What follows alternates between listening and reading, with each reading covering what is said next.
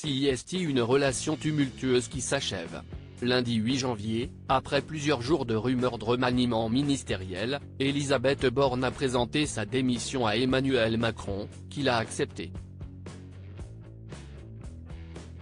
Depuis, chaînes d'information en continu et médias en tout genre ont les yeux rivés sur les réactions des différents bords politiques.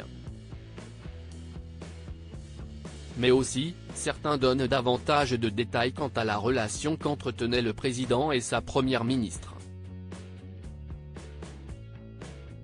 Et selon les révélations faites par Anna Cabana sur le plateau de BFM TV dans la foulée, l'entente n'était pas au beau fixe.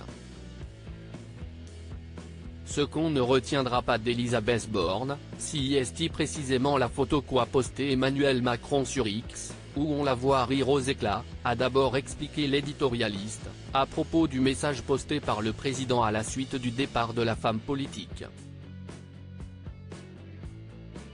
Sur l'image qui l'accompagne, on voit le duo, côte à côte, riant, complice. Et la journaliste de poursuivre ses confidences, s'il y a bien une chose qu'ils ont très peu faite ensemble, CIST de rire. Il y avait moins un problème politique entre eux qu'un problème humain. C'est-à-dire qu'ils ne la supportaient pas beaucoup. Il n'y a jamais eu de commerce amical ou même convivial entre eux. Il se moquait souvent d'elle, vous le savez bien. D'après l'intervenante, cette mésentente personnelle entre les deux politiques pose nécessairement un problème. Dans les moments de tension, dans les moments de crise, on a besoin non pas de partir en week-end ou en vacances avec son Premier ministre, mais de ne pas être exaspéré, excédé dès que ce dernier arrive face à un pupitre, a finalement lancé l'auteur d'un fantasme nommé Juppé, paru en 2016 aux éditions Stock. À la suite de cette intervention, l'essayiste évoque les propos extrêmement agacés d'Emmanuel Macron qui leur auraient souvent été rapportés par des proches de l'exécutif. Il la trouvait raide, il la trouvait mécanique, il la trouvait trop politique, trop techno. Il se moquait souvent d'elle, vous le savez bien, Alain, a-t-elle finalement conclu, en interpellant Alain Duhamel.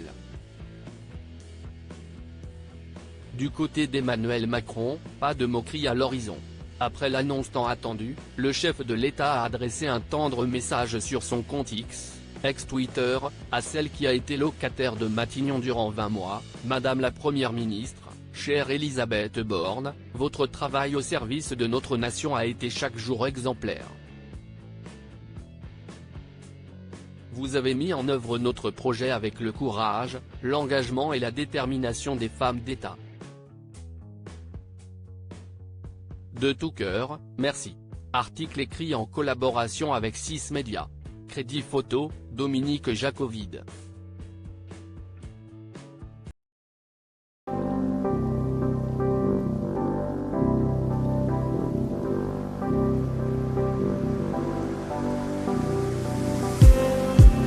Just